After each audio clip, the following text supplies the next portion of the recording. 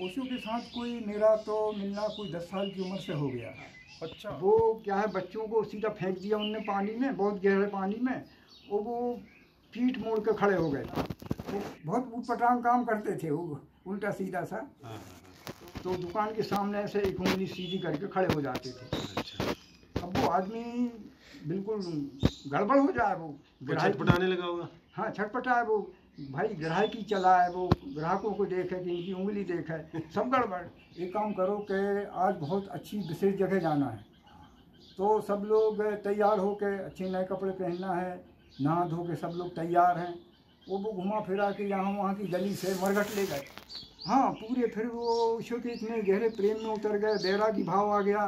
फिर मैंने विवाह भी नहीं किया, तो उनका गला जो था वो नीला हो गया था, छाती नीली हो गई थी, तो लोग उनको भी नीलकंठ कहने लगे थे भगवान शिव के अनुसार। भगवान शिव ने कथा है जहर पिया था अमृत मंथन में, तो ओशो को भी जब जहर दिया तो हम लोगों की भावना है, लोग कहने लगे ये भी नीलकंठ है। आज लोग धर्म ग्रंथों को मानते तो हैं, लेकिन उसमें क्या लिखा है उस पर चलते नहीं हैं, वो बात उनके जीवन में नहीं है। अगर किसी ग्रंथ में लिखा है, धर्म ग्रंथ में, कि शांति, लेकिन सबसे ज़्यादा अशांति वो ही फैला रहे हैं जो शांति को मानने वाले लोग हैं, कि हमारा धर्म कहता है कि शांति, कोई कहता है हमारा धर्म प्रेम सिखाता है, वो ही ज़्यादा घृणा फैला रहे हैं। ओशो कहते हैं कि नहीं, तुम ही भगवान हो, तुम अपने को भूले हो, अपने को पहचानो, भीतर से देखो, ये शरीर तुम नहीं हो।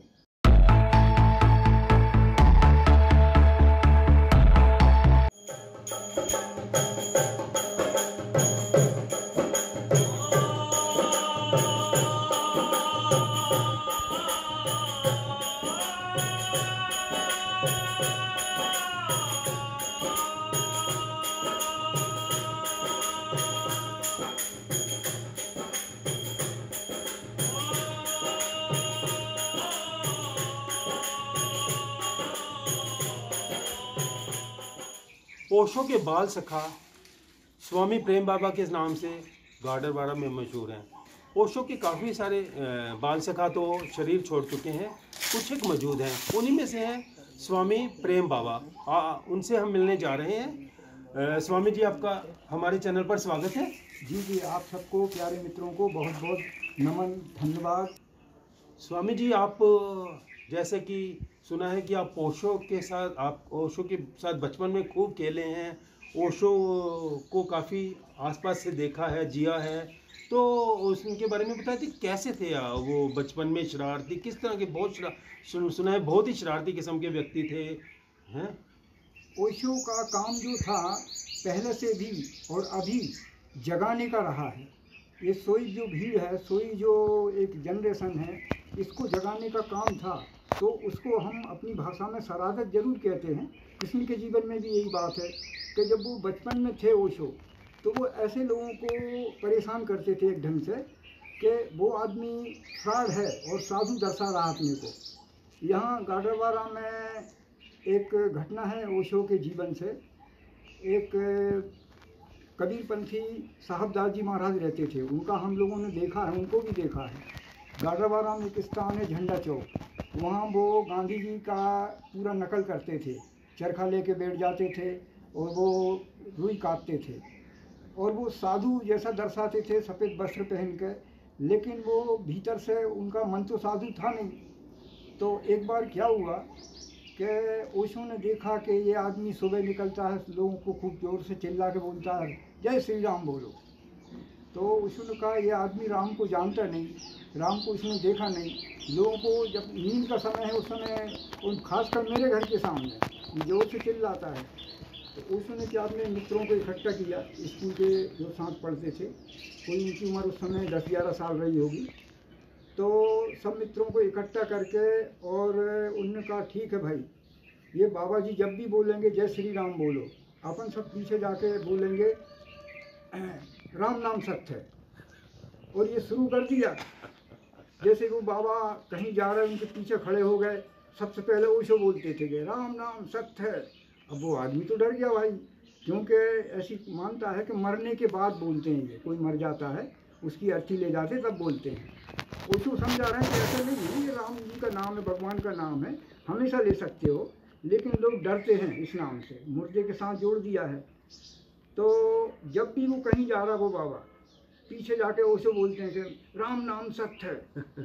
ये ऐसा मौका आ गया कि वो पिताजी से भी उसने शिकायत की ओशो के कि भाई तुम्हारा लड़का मुझे बहुत परेशान करता है। तो उन्होंने पूछा कि भाई कहता क्या है ये? बोले कुछ नहीं कहता, राम नाम सत्य है। ओशो के पिताजी ने कि भैया राम का ही तो नाम सत्य है, बाकी तो दुनिया सत्य है। ये इतना अच्छा प्यारा नाम ले रहा है मेरा बेटा और आपको भी लेना चाहिए। वो कह रहे नहीं नहीं, ये तो जब मर जाते हैं तब लेते हैं। तो ओशो ने एक जगह से वहाँ खड़े हो कह रहे कि आप जिंदा कब है, पहले ये तो बताओ, इसका क्या प्रमाण है? आप जिंदा हो इसका प्रमाण है? अब ओशो की बात को तो कहीं जवाब ही नहीं है। वो आदमी आखिर में इनके हाथ जोड़ने लगा, ये स्थिति आ गई। रोज उससे यही कहें, कहीं भी दिख जाए, बाजार जा रहा सब्जी लेने, पीछे से ओशो पहुँच गए, राम नाम सत्य है। ये स्थिति बन गई। वो रोने सा लगा, बोले भैया मेरा पीछा छोड़ो। ओशो ने कहा कि ये चिल्लाना बंद करो, हाँ एक जगह बैठ जाओ, आँख बंद कर लो, राम जी का स्मरण करो, बहुत अच्छी बात है, ये चिल्लाना बंद करो। उस दिन से वो आदमी ने चिल्लाना बंद कर दिया। और आपके साथ बचपन में बीती हुई कुछ खास घटनाएं, गुल्ली डंडे वाली कुछ बात आप बता रहे थे, उसके बारे में बताएं। और आप ओशो जैसे, एक तो आप ओशो से 14 साल छोटे हैं जी ओशो की उम्र के लिहाज से, तो वो छोटे बड़े को नहीं देखते थे क्या? मतलब कि बच्चों की जैसे टोली हम उम्र होते हैं, तो 14 साल मेरे ख्याल काफ़ी फर्क होता है। ये ऐसा क्यों रहा? ओशो एक विशेष प्रतिभा है पहले ही से। क्या हुआ कि वो देखते थे कि जो बच्चे में प्रतिभा है, बुद्धि है, बुद्धिमान है और कोई उम्र से बड़ा भी है, उसमें प्रखर बुद्धि है, ये ओशो के दोस्त बन जाते थे। ओशो उनके अपने वो साथ रखते थे। जैसे वो कबड्डी खेल रहे हैं या गुल्ली डंडा खेल रहे हैं, तो वो जो छोटे बच्चे भी साथ में हैं, उनसे कोई 20 साल उम्र छोटे भी, 15 साल उम्र छोटे भी, ऐसे बच्चों को साथ रखते थे और उनको नाम देते थे कि तुम दूध की दोहनियाँ हो, खेल देखने वाले, और जज भी हो, जजमेंट करोगे कौन जीत रहा कौन हार रहा है। तो बच्चे जो छोटी उम्र से थे, खेल नहीं सकते, उनको बिठा देते थे। उसी कैटेगरी में हमको दूध की दोहनियाँ बना के बिठा देते थे कि भाई देखो, खेल को देखो तुम और इसको देख के सीखो। तो वो ये देखते थे कि ये बच्चे बुद्धिमान हैं, ऐसे बच्चों को साथ रखते थे और उनके दोस्त होते थे, मित्र होते थे। मतलब वो बौद्धिक स्तर देखते थे, बौद्धिक स्तर देखते थे। शारीरिक उम्र से ज़्यादा कुछ खास वो नहीं लेते। जी, शारीरिक उम्र से उन्हें ऐसा नहीं था। बूढ़े बूढ़े लोग भी अगर प्रखर बुद्धि के हैं, वो भी उनके दोस्त थे, उनके बचपन से पिताजी ही को। मतलब, हाँ। जी। तो ये गुल्ले डंडे वाली क्या कहानी थी? ये जो सकन नदी है, लीला ओशो लीला आश्रम के पीछे, अब तो इसका अस्तित्व विदा हो रहा है। एक समय यहाँ हमने भी नहा के देखा है, बहुत गहरी थी यहाँ पर। तो इतने में जब नदी का पूर आता था तो उसमें बड़े बड़े ये लकड़ी बहती थी, झाड़ उखड़ के बहते थे, तो हम लोग कुछ मित्रों के साथ पकड़ते थे। और ओशो को सबसे ज़्यादा नदी से खूब प्रेम रहा, नहाते थे, तैरते थे और रेत में भी वो पड़े रहते थे बहुत देर तक। तो यहाँ रेत के मैदान में, बहुत लंबा रेत का मैदान होता था ठंड के समय में, ठंड का जो समय रहता था, तो अपने स्कूली मित्रों को इकट्ठा किया ओशो ने और फिर वो गिल्ली डंडा का खेल खेलते थे। तो वो भी उनका गजब का खेल था। वो समझते नहीं थे खिलाड़ी लोग, ओशो को मौन शांत बैठना है, और वो जो हैं वो अशांत लोग हैं खेल में जो सम्मिलित हुए हैं। तो ओशो क्या करते थे कि पता नहीं क्या उनने गिल्ली को कैसा क्या डंडा मारा और कहा वो गई। तो सब लोग भागे पीछे और वो ढूंढने में लगे, पता नहीं क्या है। 1 घंटा बाद लौट रहे हैं, यहाँ ओशो आँख बंद करके शांत बैठे हैं, ध्यान में हैं वो। लोग कह रहे हैं कि भाई तुम वो गिल्ली कहाँ है, हमको मिली ही नहीं। ओशो ने आस्तीन से निकाली यहाँ से, कुर्ते में से, ढीला कुर्ता आस्तीन पहनते थे ऐसी ढीली, कहा ये रही। तो वो कहती ये कहाँ से? बोले इसकी मत पूछो तुम, खेल खत्म, घर चलें। लोग सिर पीट लें, बोले तुम्हारा खेल समझ में नहीं आता, कब शुरू होता है कब खत्म होता है। वो ऐसे कुछ चक्कर में डाल देते थे वो। तो हलवाई वाली कहानी एक कुछ थी, कोई वो क्या है? वो जैसे मित्रों को कहीं भाई कुछ जाने को तैयार नहीं है उनके साथ, वो बहुत ऊटपटांग काम करते थे, वो उल्टा सीधा सा। तो दोस्तों से कहा कि भाई देखो आज के अपन को कहीं चलना है। कोई कह रहा भाई हम नहीं जाएंगे आपके साथ। अच्छा एक काम करो, सबको मिठाई खिलाएंगे, सब तैयार हो जाएं।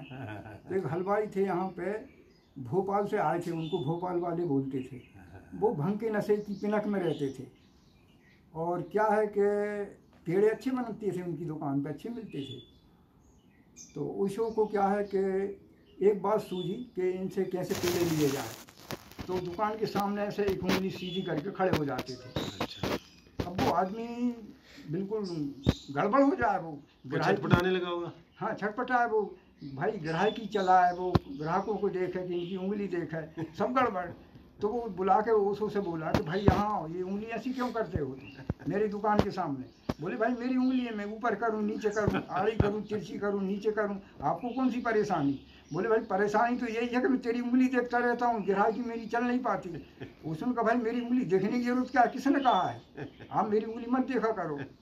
तो वो कहे भाई मैं तो तेरी जो सामने खड़ा है तो उंगली दिखती है, मैं क्या करूँ, आँख बंद कर लूँगा, दुकान कैसे और चलेगी।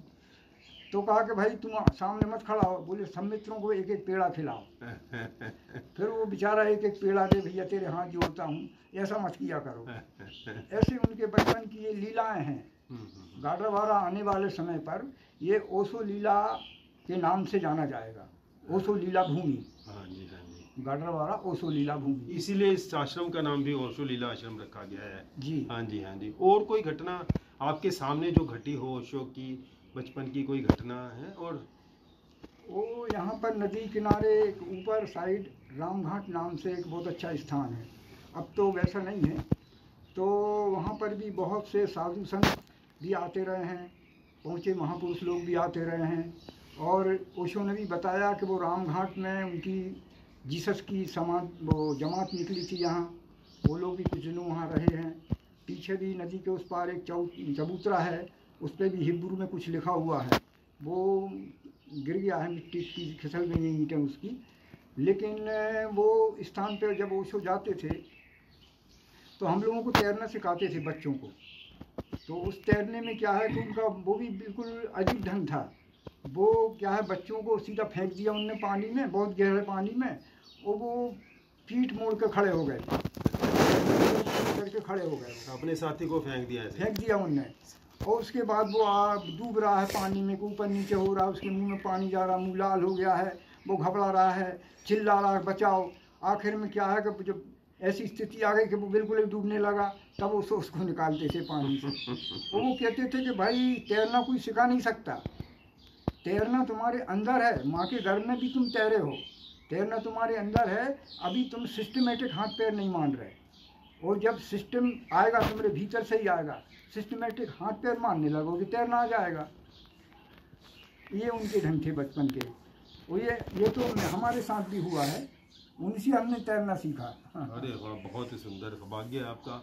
तो मृत्यु के बड़े प्रयोग करते थे, आपके सामने भी मृत्यु वाले को कुछ प्रयोग किए हैं? जी, मृत्यु के प्रयोग करते थे वो। कुछ मित्रों के साथ हम लोगों को भी ऐसे जाते थे तो मरघट ले जाते थे। अच्छा। दोस्तों से कहा कि भाई देखो एक काम करो कि आज बहुत अच्छी विशेष जगह जाना है। तो सब लोग तैयार हो के, अच्छे नए कपड़े पहनना है, नहा धो के सब लोग तैयार हैं। वो घुमा फिरा के यहाँ वहाँ की गली से मरघट ले गए। तो अब वहाँ डर लग रहा है सबको, वो कह रहे शांत बैठ जाओ, यहाँ आँख बंद कर लो। मरघट वो पुराने ढंग का और भी बेढप था, कहीं वो पड़ी है, राख पड़ी है, कहीं कोई डंडा पड़ा है, लोटा पड़ा है, कुछ गंदे से कपड़े पड़े हैं, अजीब सी हालत है। तो वहाँ आदमी को भय लगता है। वो समझाते थे कि ये भय जगह का नहीं है, पूरी पृथ्वी मरघट है, कहीं न कहीं आप इसको खुदाई करोगे। अब तो विज्ञान कह रहे हैं कि 6 फुट के नीचे हड्डियों के कण मिलते हैं, टुकड़े। तो जगह का नहीं है, हमारे भीतर जो मरने की बात है, वो यहाँ पे अपन मरने वाले व्यक्ति को लाते हैं, मुर्दा को, तो मृत्यु का भय है। तो ये कहाँ से आ रहा है, क्यों आ रहा है, इसका प्रयोग कराते थे। उस समय तो इतना जानते नहीं थे ओशो के ध्यान के प्रयोग, लेकिन वो ढंग के प्रयोग तो पहले ही से कराते रहे हैं। और मृत्यु ही उनका सबसे श्रेष्ठ ध्यान विधि है। उनके लेक्चर भी हैं, मैं मृत्यु सिखाता हूँ। वो कह रहे हैं समाधि यही है, ध्यान की पराकाष्ठा जो है। हम ध्यान करते करते, ध्यान क्रिया नहीं है, लेकिन विधि के द्वारा हम उस स्थिति में पहुँचेंगे जिसको कहते हैं समाधि। वो ध्यान की पूर्ण अवस्था है। और समाधि में ये फीलिंग होती है कि मैं शरीर नहीं हूँ। तब गहराई में जब ये बात आ जाती है समाधि में, तो फिर मरते समय वो आदमी देखता है कि मैं नहीं मर रहा हूँ, शरीर मर रहा है। उनके अनुसार मृत्यु में प्रवेश करना या मृत्यु का अनुभव करना अत्यंत आवश्यक है हर व्यक्ति के लिए। ये तो मनुष्य के लिए जन्मसिद्ध अधिकार कहा है ओशो ने। ये कहा है कि कृष्ण, बुद्ध, महावीर, जीसस, नानक, गोरख जैसे महापुरुष संतों ने इसको नहीं जाना। इसके अधिकारी तो तुम भी हो, लेकिन इसमें ना समाज की कोई हमको सपोर्ट मिलती है, ना कोई स्कूल, यूनिवर्सिटी, कॉलेज में ऐसा ज्ञान मिलता है, ना हमारे माता पिता ध्यान सिखाते हैं। दुनिया की सारी बातें बच्चों को सिखाई जाती हैं, ध्यान कहीं नहीं सिखाया जाता। उसको कहना है कि घर घर में और स्कूल में, यूनिवर्सिटी में ये पाठ्यक्रम में आने चाहिए मेडिटेशन, ध्यान। ध्यान क्या है कि मनुष्य को मनुष्य की पूर्णता में ले जाता है। मनुष्य परमात्मा का अंश है, बीज रूप में है। ये बीज अगर विकसित हो जाए तो मनुष्य में ही कृष्ण हैं, बुद्ध हैं, महावीर हैं, ये सारे ज्ञानी महापुरुष हैं, अगर मनुष्य ध्यान में जाए तो। आप मतलब बचपन ही ओशो के साथ बीता या जवानी, और अब जैसे कि आप एक परिपक्व एज में आ गए हैं, तो कब तक आप ओशो के साथ रहे? ओशो के साथ कोई मेरा तो मिलना कोई 10 साल की उम्र से हो गया। अच्छा, तो जब से आप ओशो के संग रहे? ओशो को सबसे पहले यहाँ गाडरवारा में जब वो आए थे तो उनको आचार्य रजनीश बोलते थे, और युक्रांत नाम की पत्रिका को मुझे मिल गई थी उनके भाई निकलंग स्वामी जी से। वो भी प्यारे सन्यासी हैं, उनके भी सानिध्य में मुझे मेरा सन्यास परिपक्व हुआ है। और उनका लेक्चर सुना था ओशो का यहाँ पे पुरानी गल्ला मंडी, दिवाली का समय था, और वो अंतर के दिया नाम के प्रवचन से उनने शुरू किया था।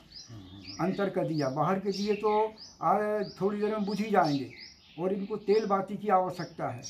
उन्हें अंतर का दिया बताया था, बिन बाती बिन तेल सतत जले दिन राती। वो सतत दिन रात जलता है और उसमें ना बाती की ज़रूरत है ना तेल की। और वो कहते हैं कि दिया तुम्हारा शरीर है और तेल तुम्हारी भावना है, और बाती जो है वो तुम्हारे अंदर की आत्मज्योति है। मतलब सारी उम्र आप ओशो के टच में रहे? हाँ, पूरे। फिर वो ओशो के इतने गहरे प्रेम में उतर गए, बैरागी भाव आ गया।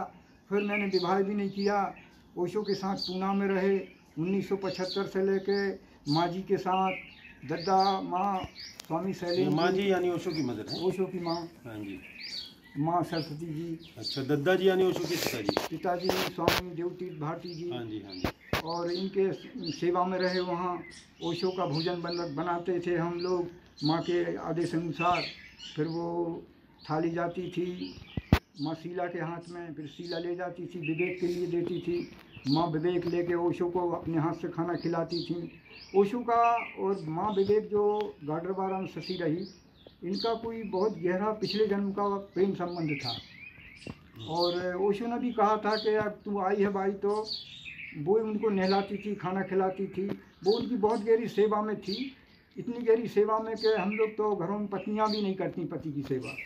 बहुत गहरे प्रेम से उनको नहलाना, कपड़े पहनाना, लेक्चर के लिए तैयार करना, भोजन कराना, ये सब माँ विवेक के करती थी। ओशो का घर आपके घर से कितना दूर रहा? हम लोग ओशो के घर से ज़्यादा दूर नहीं है। ओशो का घर यहाँ थोड़ा झंडा चौक के ही पास में है, और हमारा घर ये पुरानी गल्ला मंडी, तो कोई आने जाने में मुश्किल से 15 मिनट लगेंगे, कोई ज़्यादा दूर नहीं है। आखिरी बार आप उनसे कब मिले? ओशो से आखिरी बार जब वो हम लोग, मैं छतरपुर में था उस समय, एक नौकरी में था। छतरपुर दिल्ली? जी। अच्छा जी।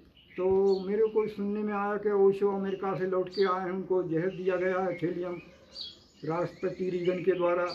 और ये सारी बातें जब मैंने टीवी पे देखी, टीवी पे चल रहा था, तो फिर मैं आया, आश्रम गया, स्वामी सुखराज भारती जी के साथ गाडरवारा में उनके सहपाठी परम मित्र रहे, उनके साथ गया। तो उस समय जब ओशो के वो फिर पोंपलें फूट आई, ये प्रवचनमाला के उसमें गए थे हम लोग ओशो से मिलने। हाँ जी, हाँ जी। तो वो सबसे ऐसे पास में ही मिलते थे, लेकिन उनका शरीर जो है वो बहुत ही ज़्यादा जर्जर हो गया था थैलियम जहर के कारण। जर्जर हो गया था, जर्जर हो गया था जी। वो तो क्या है कि अपने को कुछ संभाले हुए थे। उनका कहना था कि वो थैलियम जहर को मैंने रोक रखा है। तो उनका गला जो था वो नीला हो गया था, छाती नीली हो गई थी। तो लोग उनको भी नीलकंठ कहने लगे थे भगवान शिव के अनुसार। भगवान शिव ने कथा है जहर पिया था अमृत मंथन में, तो ओशो को भी जब जहर दिया तो हम लोगों की भावना है, लोग कहने लगे ये भी नीलकंठ है। वैसा ही कुछ इनके साथ हो रहा है। उस समय हमारा आखिरी मिलना था ओशो से। तो अब गाडरवारा में मतलब ओशो जैसे कि बहुत जगह देखते हैं, कुछ ओशो प्रेमियों को देखकर लोग और ओशो ओशो चिल्लाने लगते हैं। ये अभी भी यानी ओशो के लिए बहुत यहाँ की आम जनता में, लोकल जनता में क्या ओशो के प्रति आज भी प्रेम भावना है यहाँ पे? स्वामी जी क्या है कि बहुत ही मज़े की बात है और बहुत ही हम लोगों के लिए एक लायक है ये। क्या है कि ओशो ने तो जेट की बात की है, उनने डायनामिक मेडिटेशन की जब बात की थी, सक्रिय ध्यान की, तो वो कहते थे कि भाई के क्या गुफाओं में बैठना, क्या जंगल जाना। पुराने साधु महात्मा, ऋषि महात्मा जंगल गुफाओं में जो उपलब्ध करते थे साधनाओं में, कुंडलिनी जागरण को करते थे। वो कह रहे हैं ओशो ये तो कोई 1 घंटे के भीतर है ये बात, तो जेट के युग से चलो ना, बैलगाड़ी के युग से क्यों जाना। बैलगाड़ी आज बम्बई ले जाओगे तो बैल भी मरेंगे, गाड़ी भी एक्सीडेंट हो जाएगा, तुम भी मरोगे। अरे सीधा बैठो, बटन दबाओ और जहाँ तुम्हारे लिए 4 दिन की रास्ता है वहाँ 2 घंटे में पहुँच जाओगे। लेकिन अब जो हम आ गए हैं जिस समय, ये नेट का समय है, इंटरनेट का समय है। अब और फास्ट में है हम लोग, जेट से ज़्यादा फास्ट है इंटरनेट। आप लंदन में हो, बम्बई में हो, कहाँ हो, अभी आप उससे बात कर सकते हो। कनेक्टेड यानी सभी से कनेक्टेड, पूरे वर्ल्ड से हो गए हम लोग तो अब नेट में आके पूरे वर्ल्ड से कनेक्ट हैं साहब। तो हम लोग नेट के समय आ गए हैं। और ओशो की बात, अब तो मोबाइल कंपनियां भी जो बना रही हैं तो ओशो की कुछ फ़ोटो डाल देते हैं अपनी तरफ से, उनके पिक्चर ग्रुप में वो डाल ही देते हैं। कुछ ऐप्स भी हैं ऐसी, हाँ ऐप्स भी हैं। और ओशो के लेक्चर और उनके जितने भी वर्ल्ड में सन्यासी हैं, वो फेसबुक है, व्हाट्सएप है, मैसेंजर है, ये चला रहे हैं। तो इनमें भी ओशो की बात ही जगह जगह लोगों तक पहुंच रही है, पहले से कहीं अधिक पहुंच रही है, बहुत ज़्यादा पहुंच रही है। और ओशो तो अब सर्वव्यापी हो गए हैं, पूरे वर्ल्ड में फैल गए हैं, क्योंकि नेट का युग है अब ये, इंटरनेट। और अब तो क्या है कि जो बुद्धिजीवी वर्ग आ रहा है, हमारी जनरेशन पहले 7 साल में नाम लिखाते थे, बुद्धि बहुत बाद में आती थी। अब तो KG1 से ही अंग्रेजी वगैरह शुरू हो जाती हैं।